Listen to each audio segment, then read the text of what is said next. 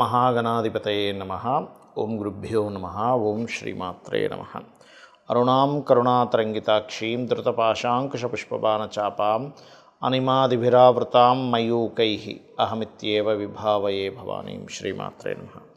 ప్రేక్షకులకి ఆ లలితాంబిక అమ్మవారి యొక్క అనుగ్రహం పరిపూర్ణంగా కలగాలని మనస్ఫూర్తిగా కోరుకుంటూ మనం ఈరోజు చెప్పుకోబోయే టాపిక్ ఏంటంటే, శుక్రుడు తన ఓన్ హౌస్ న్యాచురల్ సెకండ్ హౌస్లోకి మారుతున్నాడు. అంటే వృషభ రాశిలోకి శుక్రుడు వెళ్తున్నాడు. ఈ శుక్రుడు వృషభంలోకి వెళ్ళడం వల్ల ద్వాదశ లగ్నాల వారికి, ఎందుకంటే శుక్రుడు అక్కడికి వెళ్తున్నాడు అంటే మిగతా గ్రహాల యొక్క కాంబినేషన్లో రిజల్ట్ ఇస్తుంది. మిగతా గ్రహాలు ఎక్కడ ఉన్నాయి మనకి? ఈ జూన్ 28వ తేదీ నుంచి ఆల్మోస్ట్ ఒక 1 మంత్ ఉంటాడు అక్కడ శుక్రుడు. ఎక్కడ ఉంటాయి అంటే క్లియర్లీ వృషభం, మిథునంలో రవి, గురు అండ్ కర్కాటకంలోకి బుధుడు రావడము. అదేవిధంగా చూసుకున్నట్లయితే మీకు ఇక్కడ అంటే ఇప్పుడు ప్రజెంట్ దీంతో కలిసి ఉన్నాడు, మిథునంలోనే ఉన్నాడు బుధుడు, కానీ కర్కాటకంలోకి వెళ్తాడు. దాని తర్వాత కుజుడు, కేతువు సింహంలోని, కుంభంలో రాహు, మీనంలో శని ఉన్నాడు. అయితే శుక్రుడు ఓన్ హౌస్లో ఉన్నప్పుడు ద్వాదశ లగ్నాల వారికి, లగ్నం తెలియదండి అంటే రాశి హ్యాపీగా చూసుకోవచ్చు, అందులో ఎటువంటి ఇబ్బంది లేదు. ఎటువంటి మంచి ఫలితాలు ఉన్నాయి? శుక్రుడు మరి ఓన్ హౌస్లో ఉన్నప్పుడు ఏదైనా కొన్ని రాసులకి, కొన్ని భావాలకి ఇబ్బందికరమైన ఫలితాలు ఇస్తాడా? ఇస్తే ముఖ్యంగా ఎటువంటి జాగ్రత్తలు తీసుకోవాలనేటువంటి విషయాలను మనం తెలుసుకుందాం. తులాలగ్నము, తులారాశి, తులవారికి కనుక చూసుకున్నట్లయితే ప్రధానంగా ఇక్కడ మీకు శుక్రుడు అష్టమ స్థానంలో ఉన్నాడు. అంటే తాతగారి ఆస్తికి సంబంధించిన విషయంలో గతంలో ఏవైనా డిస్ప్యూట్స్, గొడవలు ఉన్నట్లయితే ఇప్పుడు కాస్త తగ్గుముఖం పడతాయి. మరియు ఇన్సూరెన్సెస్ మూలంగా మీరు ఏదైతే ప్లాన్ చేసుకుంటారో, లేదా ఇన్సూరెన్సెస్ కడితే మనకి బాగా డబ్బులు వస్తాయనేటువంటి ఏవైతే ప్లానింగ్స్ ఉంటాయో ఆ యొక్క ఇన్సూరెన్సెస్ మూలంగా కూడా ఇక్కడ మీకు లాభం అనేటువంటిది బలంగా కనబడుతుంది. రీసెర్చెస్, ఇప్పుడు చూడ మనం ఒక సబ్జెక్ట్లో ఉన్న అందులో ఏదైనా కొత్త రీసెర్చ్ చేస్తాం, ఇటువంటి విషయాలు కూడా బాగుంటుంది. అయితే అష్టమంలో ఉండే శుక్రుడు 2వ స్థానాన్ని చూస్తున్నందుకు కాస్త మీరు లాంగ్ టర్మ్గా ఏదైనా మంచి అవగాహన ఉంది మ్యూచువల్ ఫండ్స్లోని, షేర్ మార్కెట్లో అలా కనుక చేసుకుంటే ఖచ్చితంగా బాగుంటుంది. కాకపోతే ఇక్కడ మీకు గురువుని, కుజుని, కేతువుని కూడా పరిశీలన చేసుకోవాలి. ఈ విషయాల వరకు ఖచ్చితంగా బాగుంటుంది. రీసెర్చ్ అని, అకల్ట్ రిలేటెడ్ అని, లేకపోతే ఇన్సూరెన్సెస్ మూలంగా డబ్బులు రావడం కానీ, తాతగారి ఆస్తి సంబంధించిన విషయంలో, తాతగారి గృహ సంబంధించిన విషయంలో, తాతగారి ధనం విషయంలో ఇవన్నీ వస్తాయి, అందులో ఎటువంటి సందేహం లేదు. కానీ ఇక్కడ ఏమిటంటే ఎప్పుడైతే మీకు ఈ గురువు 9వ ఉంటాడో, పెద్ద మొత్తంలో ఎవరికైనా మనీ ట్రాన్స్ఫర్ చేసే విషయాల్లోని, లాభంలో కుజకేతువులు ఉన్నారో, ఒక్కొక్కసారి మనం అంచనా తప్పుగా వేసుకొని ఎక్కువ లాభాలు వస్తాయేమో అని కొన్ని వ్యాపారాలు ప్రారంభిస్తూ ఉంటాం. ఈ కుజుడు, కేతు అక్కడ ఉన్నందుకు మీరు ఏదైనా పొరపాటున ఏదో వ్యాపారం ప్రారంభించామని ఇప్పుడు అర్థమవుతుంది, కానీ ఎలా బయటపడాలో అర్థం కావట్లేదు అనుకునేటువంటి వారు నవగ్రహాలలో కుజకేతు గ్రహాల దగ్గర దీపారాధన చేయండి. గోవులకి గ్రాసము మరియు క్యారెట్స్ తినిపించండి. అదేవిధంగా కాస్త మీకు దగ్గరలో దుర్గా ఆలయము, నరసింహస్వామి ఆలయము, గణపతి ఆలయం ఉన్నట్లయితే రెగ్యులర్గా వెళ్తూ ఉండండి. దాని ద్వారా ఏమవుతుందంటే మీకు తులాలగ్నం వారికి పంచమంలో రాహు ఉన్నప్పుడు సర్వసాధారణంగా ఏమిటంటే ఊహలు ఏదో జరిగిపోతుంది ఏదో అని. కానీ ఇక్కడ ఏమవుతుందంటే శుక్రుడి నుంచి దశమంలో రాహు ఉండడం అనేటువంటిది మరలా స్త్రీలకి విదేశాలకు వెళ్ళి ఉద్యోగం చేయడానికి, విదేశీ ఉద్యోగ యోగాలకి ఖచ్చితంగా ఇక్కడ యోగిస్తుంది, అందులో ఎటువంటి సందేహం లేదు. కాకపోతే కొన్ని స్వప్నాలు రావడంలో ఏదైనా సర్పాలు స్వప్నంగా రావడం ఇటువంటివి వస్తూ ఉంటాయి. కాబట్టి కాస్త ఎక్కువ దుర్గానామాన్ని స్మరించడం, ఏదైనా పంచమంలో రాహు సంచరించేటప్పుడు కొన్ని చెడు స్వప్నాలు వచ్చినప్పుడు మాత్రం మీరు చేయవలసింది ఏమిటంటే, మీరు ఉదయం నిద్రలేచిన వెంటనే గజేంద్ర మోక్షం చదువుకోండి, అన్ని చాలా బాగుంటుంది. చాలామంది నన్ను అడుగుతున్న ప్రశ్న ఏమిటంటే, ఏమంటే శుక్ర మహర్దశ వస్తే బాగుండాలి కదా.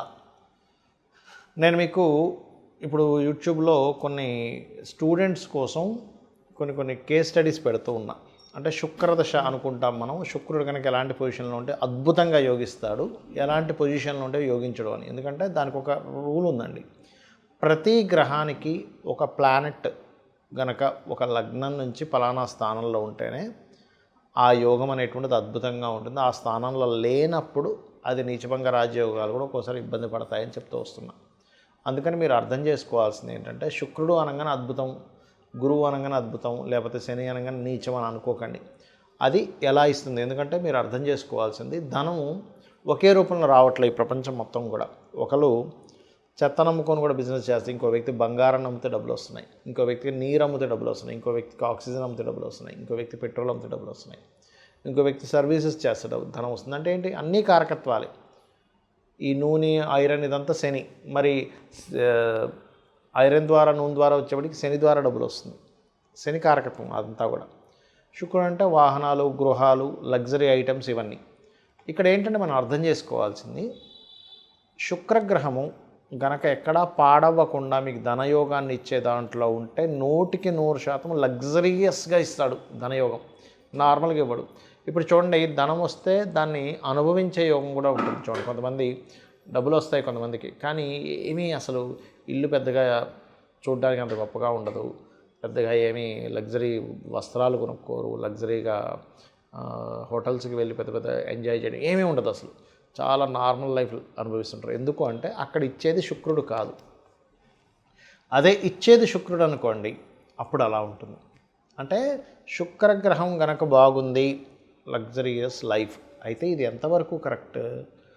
అది బాగుందా లేదా? శుక్రదశ వస్తే లగ్జరియస్ లైఫ్ కాదు, బాగా అర్థం చేసుకోండి. శుక్రుడు బాగుండి మహాదశ వస్తే లగ్జరీ లైఫ్. శుక్రుడు పాడైపోయి మహాదశ వస్తే ఉన్న లగ్జరీ లైఫ్ కాస్త పోతుంది. ఇది అర్థం చేసుకోండి. మరి ఎలాగా? చాలామంది ఆశతో ఉంటారు, ఏమంటే నాకు శుక్ర మహాదశ రాబోతుంది, అద్భుతం, ఆహా ఓహో అని. కొన్ని లగ్నాలకు మాత్రమే శుక్రుడు మంచివాడు. ఇప్పుడు ధనుర్లగ్నం ఉంది, 6లో ఉన్నాడు శుక్రుడు, లేదా ఏ లగ్నం నుంచి అయినా 6లో కానీ 11లో కానీ శుక్రుడు ఉంటే మొట్టమొదటిగా మీరు చేయవలసింది ఏమిటంటే, 6లో ఉంటే స్త్రీ శాపం అంటారు దాన్ని. అంటే పురుషులకు కూడా స్త్రీ శాపం ఎలాగో స్త్రీలకు కూడా స్త్రీ శాపం అంటే ఏంటి? ఆడపడుచు రూపంలోనో, అత్తగారి రూపంలోనో, ఇంకో స్త్రీ మూలంగానో ఏదో రూపంలో వాళ్ళకు వచ్చి ఇబ్బంది పెడుతూ ఉంటారు.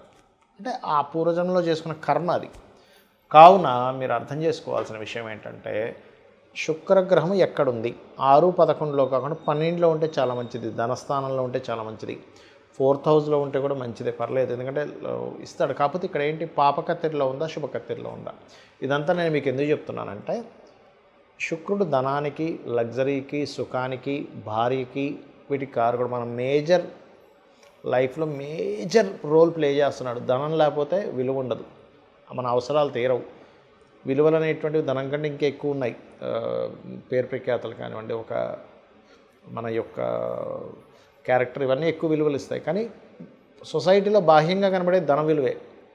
అలాగే ఒక లగ్జరీ కారు ఉండాలన్నా, గృహం ఉండాలన్నా శుక్రగ్రహ బలం, చతుర్థాధిపతి బలం కూడా ఉంటుంది. కేవలం ఎప్పుడూ శుక్రుడే కాదు, 4th లార్డ్ పలానా ప్లానెట్ అయి మంచి యోగం కలిగింది, ఆయన కూడా ఇస్తాడు, ఇవ్వడానికి కాదు.